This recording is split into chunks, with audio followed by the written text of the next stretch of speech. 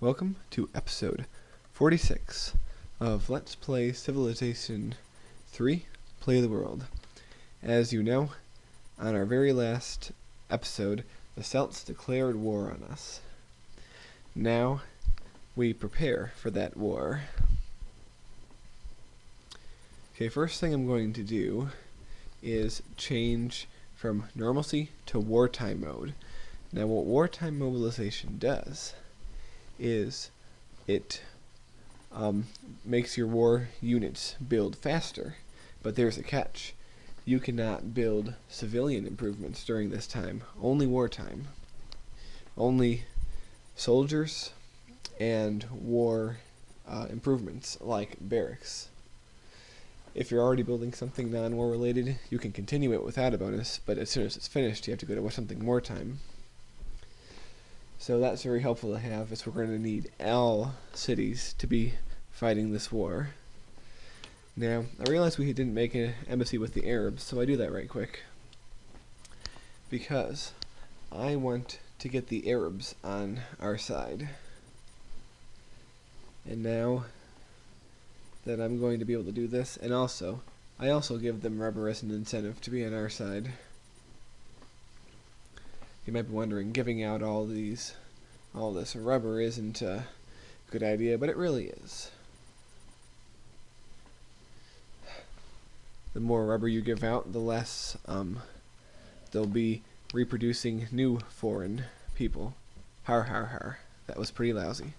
But really now, it can't really be too bad to help them defend themselves against the Celts. So now that the Arabs are fighting the Celts, every civilization is fighting them. And take a look at this graph. Isn't that awesome? Every single one of us is at war with the Celts. Their ass is grass. They might be tough, but with everyone fighting against them at once, I think they're going to crumble. Next step is to get some workers that are near the border out of harm's way, because they will come and they will nab workers.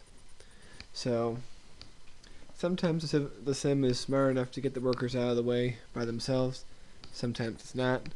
So I like to manually get them out of the way just to make extra sure that it's done. Alright. Also, the step after that is to make sure all the troops on or near the border are fully upgraded. I still have some pikemen sitting around, which I should have either upgraded or disbanded long ago. But at least now I'm upgrading them because I don't know where the Celts are going to strike. I don't know how many troops they have or what kind of troops they have. But I do know that they will. Now here's what I do. I send some cavalry out to pillage the source of coal. It might be a small deal because they have other sources of coal, but at least it's a start. I also want to destroy their sources of oil, and there are two that are near our borders. You can see both of them here, but there are also two that are very far from our borders. So even if we pillage those two, they're probably still going to have oil. Depriving your enemy of resources is a highly, highly important thing to do. Also, one of the benefits of having everyone against them and them having no allies is that when the six of us trade techs among ourselves, we'll get more advanced. But since the Celts have no one to trade tech with, they're going to be falling further and further behind us. And as long as we all are at war with the Celts, they're on our own. So that's a good thing. Now the first few turns of this war will probably be purely defensive, because I want to wait until we get a good-sized tank army before we launch our first offensive attack against the Celts. Because we will be going offensively, and we'll be going offensively hard. Alright. See some Korean troops up there. Koreans certainly aren't taking the city down, but why, oh why, did the Mongols try to attack that marine with a rifleman? That's not a very smart thing to do. So, talk to the Chinese. They want to form a mutual defense pact, but I'm not interested in doing that. I almost never do that. But their troops are on their way, and using my rail system, they'll get there a lot faster. And I don't really mind them using my rail system. It only inconveniences me, maybe a touch. I also want to build artillery, and you'll see why soon, because they are pretty helpful, especially with, I don't know if you can see on the far left side of the screen, that army they have. There's no way we're going to beat that without bombarding it down first. And because that guy is dangerous. I think there's a full 4 troops in that. Now we get to expand our palace, probably because the people are in a patriotic fervor over this war. And I think we're only maybe 2 or 3 improvements away from a fully complete palace, which would be cool. Now here is our first bomber. I'll show you what we can do. This shows us our range of bombing, and I'm going to bomb this city. Here it goes. Bombs away. And it says some of its citizens were killed. There's 4 possible things a bomber can do when it bombs a city.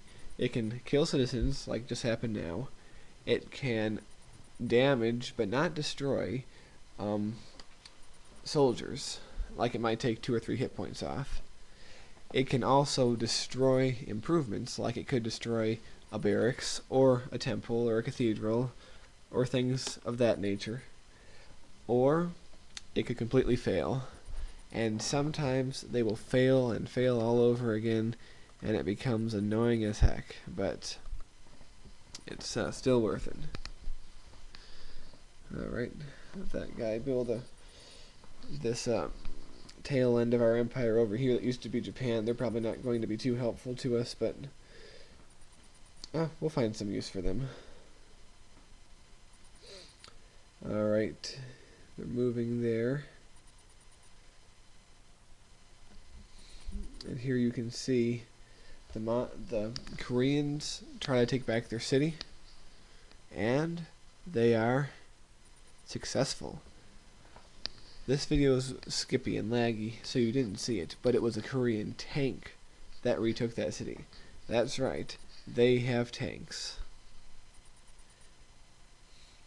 So, at least there's that going for us. And now, we have tanks.